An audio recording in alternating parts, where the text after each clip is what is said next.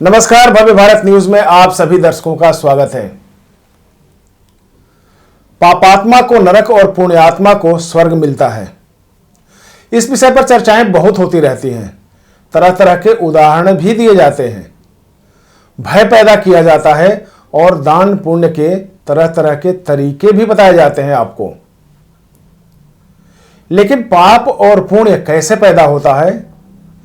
क्या इंसान ही सिर्फ पाप पुण्य का भागी होता है या फिर वो सारे जीव जो पृथ्वी पर भ्रमण करते हैं? सब्जेक्ट बड़ा रहस्यमयी है, गूढ़ है। दान पुण्य के तरीके भी बताए जाते हैं, बहुत सारे इसमें वीडियो भी आए हैं। लेकिन आज का जो सवाल है ये बहुत महत्वपूर्ण है, जिस पर चर्चा करने के लिए आज हमारे साथ मौजूद हैं आचार्य पंडित सुरेश जी। आपका स्टूडियो में बहुत बहुत स्वागत है पंडित जी। नमस्कार। सब्जेक्ट है पाप और पुण्य जी। पाप करने से ये होता है, पाप पुण्य करने से ये होता है, तरह तरह की यातनाएं दी जाती है। किसी को गरुड़ पुराण में बहुत सारी चीजें बताई गई है, फिर आध्यात्मिक तरीके भी बहुत सारे बताए जाते हैं। हमारे पुरखों को ये मिलेगा, ये दान करना है, ये पुण्य करना है। तो पाप पुण्य से लोग इतना डर जाते हैं कि कुछ ना कुछ उल्टे सीधे करना शुरू कर देते हैं। ये पाप है क्या और पुण्य है क्या, और मनुष्यों में कैसे पैदा होती है? क्या सिर्फ मनुष्य में पैदा होती है या जितने भी चराचर जीव हैं उनमें भी पैदा होती है? सबसे पहले दर्शकों को मेरा नमस्कार। देखिए, बहुत अच्छा विषय है पाप और पुण्य। पाप और पुण्य क्या है? अहिंसा परमो धर्म। अहिंसा ही हमारा जो है परम धर्म है।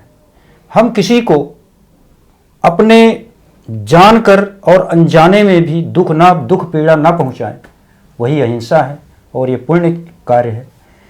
तो पाप और पुण्य का मतलब है कि अगर हम अच्छे विचार, अच्छे मार्ग, अध्यात्म मार्ग, स्पिरिचुअलिटी का मार्ग अगर अपनाएं, यानी कि ईश्वर भजन में चलें, किसी को हम परेशान ना करें, किसी को दुख पीड़ा ना पहुंचाएं, किसी को कपट के साथ चोरी इत्यादि ये सब चीज़ें, किसी की हिंसा, किसी को जानवरों को मारना, किसी को भी मारना, यानी कि इस विश्व में जितनी भी सृष्टि है उसमें किसी भी सृष्टि के पार्ट को अगर हम कष्ट पहुंचाएं तो वो पाप है।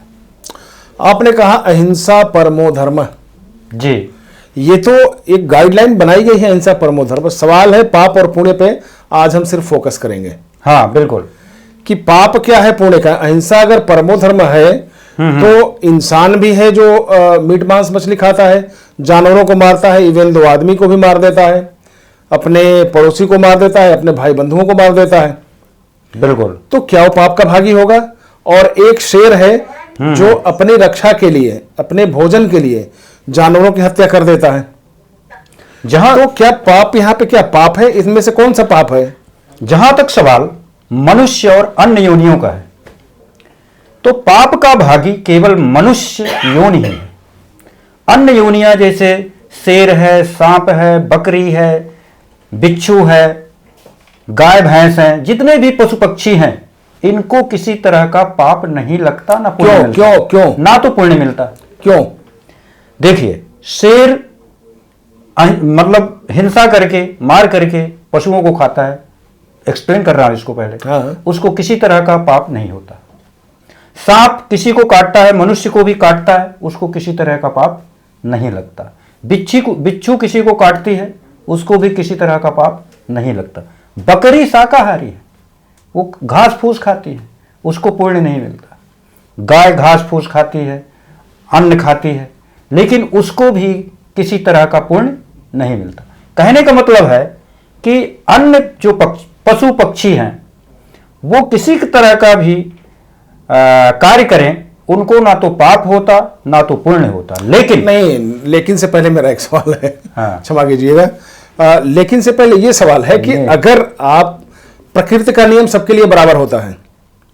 अगर हम पाप को परिभाषित करते हैं कि किसी को मारना, वध करना या गाली देना या फिर और मतलब जो हमें ना पसंद हो अगर हम दूसरे को करते हैं तो पाप लगता है। लेकिन अगर एक भूखा आदमी है, अगर वो अन्न की चोरी करता है, उसको अगर खाता है, खाने के लिए किसी की हत्या कर देता है, तो ये क्या पाप है? ये भी पाप है। तो फिर जो जानवर हैं जिनका आपने नाम लिया कि बिच्छी ने डंक मारा, सांप ने काट लिया, मौत तो उससे भी हुई है, प्रकृति के खिलाफ तो ये भी हुआ, तो इसमें क्यों नहीं उसको पाप लगता है? क्योंकि मनुष्य ही पाप और पुण्य का अधिकारी है। मनुष्य एक विवेकशील, मनुष्य में ही बुद्धि होती है, मनुष्य में विवेक होता है, मनुष्य ही क्रिएटिव है। मनुष्य योनि यानी कर्म करने के लिए व्यक्ति पैदा हुआ है। वो तपस्या कर सकता है, वो समझता है, उसमें भावनाएं होती हैं, इमोशंस होते हैं, वो जानता है कि क्या करना चाहिए, क्या नहीं करना चाहिए, क्या करने से तकलीफ होगी, क्या करने से नहीं होगी, हमें कैसा आचरण करना चाहिए। ये केवल मनुष्य के पास भगवान ने गिफ्ट दिया है। और मनुष्य ही जो है ये सब कर भी सकता है। उसने ही स्वर्ग जैसी स्थिति पैदा कर दी है यहाँ पे मृत्युलोक में, और दूसरे रचनाओं ने पशु पक्षियों में तो नहीं कर पाते, एक सिंपल उसमें रहते हैं। तो मनुष्य जो आचरण करता है, तपस्या करता है, दान करता है, यज्ञ करता है, हवन करता है, उसको वो पुण्य मिलता है, वो स्वर्ग को जाता है। स्वर्ग में कोई गंधर्व बन जाता है, कोई देव बन जाता है। इस तरह से वो स्वर्ग लोकों में जो गंधर्व किन्नर देव हैं, ये मनुष्य वहां तक पहुंच जाता है। और जब वो पाप करता है तो वो नीचे की योनियों में जाता है, रसातल में चला जाता है, नर्क की भोगता है। नर्क भुगतने के बाद 84 लक्ष की योनियां हैं, सांप, बिच्छू, सिंह, ये सब जो है, जो हमारी जो योनियां हैं भगवान ने रचित किया है, बनाया है, उन योनियों में जाता है। नहीं, उन योनियों की चर्चा तो बहुत लंबी हो जाएगी। हाँ। ये तो मुझे लगता है कि योनियों की चर्चा सिर्फ एक डराने के लिए की गई है, सच्चाई किसी को नहीं पता है। वेद में लिखा गया है, शास्त्रों में लिखा गया है, मैं उससे असहमत नहीं हूं, सहमत हूं। सवाल सिर्फ इतनी सी है कि पाप का भागी जो पैमाना है उस पर कहाँ खरा उतर रहा। अभी आपने बताया कि सांप बिच्छू डंक मारता है, सांप काटता है, बकरी घास खाती है, शेर अगर किसी की हत्या करके खाता है तो उस पर पाप नहीं लगता। ये कहाँ से आपको मिला है, कहाँ से उद्गत है? क्या श्री कृष्ण ने कहा है, गीता में कहा? बिल्कुल बिल्कुल, ये श्री कृष्ण ने अर्जुन को समझाया है, गीता का है, श्रीमद् भगवत गीता में है, भागवत कथा में है जी। ये चीजें हैं। भगवान खुद बताते हैं कि मनुष्य जो है एक विवेकशील प्राणी है और वो कर्म कर सकता है, वही उसको पता है कि क्या करना चाहिए, क्या नहीं करना चाहिए। वो तपस्या कर सकता है, वो देवता बन सकता है, वो गंधर्व बन सकता है, वो किन्नर बन सकता है, वो बड़ी ऊंचाई तक सतलोक में जा सकता है। तो ये भगवान ने बताया है, और ये है भी कि मनुष्य ही तपस्या करके जो है आगे बढ़ सकता है। यहाँ पे फिर एक सवाल आ जाता है कि अगर हम, वो कौन सी ऐसी लाइन है, वो कौन सी ऐसी चीज है कि जिसको हम करने से पाप और पुण्य के बीच एक पतली सी लाइन होती है, तो ये पापात्मा कहा जाएगा और फिर ये पुण्यात्मा कहा जाएगा? एक सिंपल शब्दों में, साधारण शब्दों में ये है कि जो कार्य हम दूसरों को के विरोध के लिए करते हैं, उसको दुख पहुंचाने के लिए करते हैं, पीड़ा पहुंचाने के लिए करते हैं, वो पाप कर्म है। क्या ये मनुष्यों के लिए सिर्फ लागू है? ये केवल मनुष्यों के लिए। और तो फिर हम ये भी कह सकते हैं, क्योंकि हमारे कई आध्यात्मिक लोगों से और संत लोगों से भी बात हुई है इस मुद्दे पे कि पाप क्या है, तो उन्होंने कहा कि देखो, आप लोगों को समझने के लिए बस इतना ही काफी है कि जो व्यक्ति या जो मतलब ये कह सकते हैं कि जो भी समुदाय का मतलब धर्मों से ना जोड़ें, तो सिर्फ हम मानव समुदाय की बात करते हैं, जो लोग अन्न को खाते हैं, अन्न खाते हैं और वो पके हुए, यानी कि स्वयं का बनाया हुआ खाते हैं, अपने हाथों से बना के जो अन्न खाते हैं, उनमें विकृतियां आने लगती है और वही विकृतियां आगे चल के दो भागों में विभाजित हो जाता है। एक अच्छे कर्म हो जाते हैं, एक बुरे कर्म हो जाते हैं। अच्छा कर्म इसलिए होता है कि अगर आप खाते हैं तो अन्न जो जाता है आप अपने पेट भर खा लेते हैं, ज़्यादा आप नहीं खा पाएंगे। लेकिन अगर वही किसी दूसरे को आप खिलाते जा रहे हैं और ज़बरदस्ती खिला रहे हैं, उसको बलपूर्वक अगर खिला रहे हैं और उससे उसकी वोमिटिंग हो जाए, मौत हो जाए, तो वो फिर पाप से, पुण्य से पाप में बदल जाएगा आपका भी। इस तरह का उन्होंने एग्जाम्पल दिया। बात आपकी सही है कि जो आपने कहा है कि जो जानवर हैं उनको नहीं लगता, क्योंकि उनका जीने का तरीका वही है। इससे आप, इस बात से कितना सहमत हैं आप? इस बात से तो मैं सहमत नहीं हूं जी।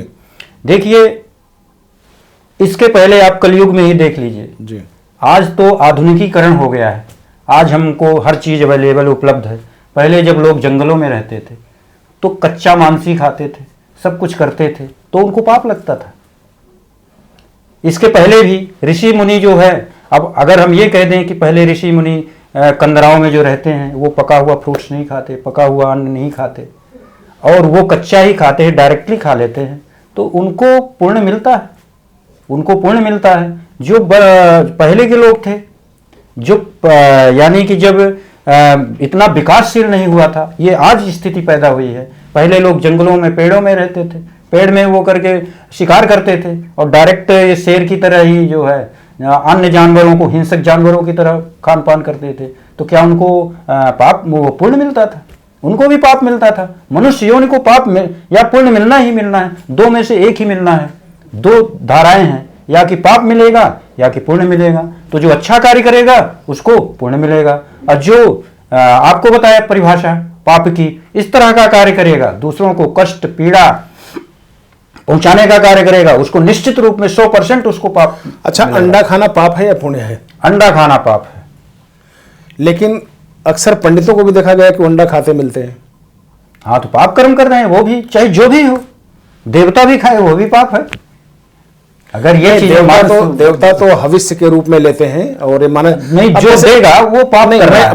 मैं अपने सवाल को एक तर्क के साथ सिद्ध कर रहा हूं कि अन्न, अगर कोई आदमी पका हुआ अन्न खाता है, अपने हाथ से खाता है, तो उसमें विकृतियां आती हैं। या तो अपने क्षुधा को भरने के लिए है और फिर क्षुधा से ज्यादा हो जाएगा, उसमें तामसी गुण पैदा होंगे। जैसे खाना बना के खाएगा, तामसी गुण पैदा होंगे और विकृतियां आएंगी। वो दूसरे पे नजर रखेगा, बाहुबल होगा तो किसी को प्रताड़ित करेगा, मारेगा, काटेगा, इस तरह की चीजें होती हैं। तो ये विकृतियां आती है जो पुण्य का, पाप का भागी होता है। लेकिन यही अगर एक इंसान बकरा को मार देता है, यही एक इंसान अगर चींटी को मार देता है, मच्छर को मार देता है, तो वो पाप का भागी होगा या पुण्य का भागी होगा? पाप का भागी होगा। मच्छर मारना कैसे पाप का भागी हो जाए? देखिए, अपनी रक्षा के लिए मारना ठीक है, अपनी रक्षा के लिए, जहां तक अपने को बचाने के लिए कि हमें ये कष्ट ना पहुंचाए, पीड़ा ना पहुंचाए, तो वो मतलब एक तरह माना जा सकता है कि कम, लेकिन फिर भी वो कुछ ना कुछ पाप है, लेकिन उस श्रेणी में नहीं आएगा क्योंकि वो अपनी रक्षा के लिए कार्य कर रहा है। जो जानबूझ करके मारेगा उसको भयंकर पाप होता है। जानबूझ करके मारना, जैसे किसी सांप को आग जंगल में वैसे मारिए तो महान पाप है। अगर वो सांप आकर के हमें पीड़ा दे रहा है, काटने का प्रयास कर रहा है, तो उसको अगर मारा जाए तो वो कम पाप होगा। पाप की भी एक लिमिटेशंस हैं, मतलब क्लासिफिकेशन से अपने अपनी तरह से, अपनी तरह से, और कितना भयंकर है, कितना जो है कम है। तो ये जो है डिपेंड करता है कि कैसा वो जो है कार्य किया जा रहा है, किस लिए किया जा रहा है। तो चलिए, ये पाप पुण्य का जो सिलसिला है बहुत लंबा होगा। हर युग में पाप और पुण्य की अपनी अपनी परिभाषाएं रही हैं, जिसको लोग परिभाषित करते रहे और समझाने की कोशिश करते रहते हैं। लेकिन आज जो पाप और पुण्य की परिभाषा बन रही है, वो हमारे समझ से सिर्फ इतना है कि जो काम आपको अच्छा न लगे वो काम दूसरे के लिए ना करें। क्योंकि अगर अपने विलिंग के खिलाफ, अपने पावर के खिलाफ अगर आप जाके करते हैं, जो दूसरों को पीड़ा पहुंचाती है, वो पाप कहलाता है। और जो आपको अच्छा लगे वो दूसरों को भी अगर भलाई के लिए करते हैं, ताकि उसकी भी वंश वृद्धि हो, खाने पीने की उसको अन्न मिले, पढ़ाई का साधन हो, वो भी संपन्नता रहे, वो भी समाज में एक व्यवहारिक वातावरण को लेकर चले, वो पुण्य कहलाता है। जो शास्त्रों में भी इसी तरह का इसका वर्णन मिलता है। तो पाप और पुण्य के तरीके भी अपने अपने तरह से डिसाइड किए जाते हैं, और जो शास्त्र का और जो वेद का जो गाइडलाइन है, उसके आधार पर ही हमें चलना चाहिए। इस एपिसोड में इतना ही। अगले एपिसोड में फिर मिलेंगे, तब तक के लिए नमस्कार।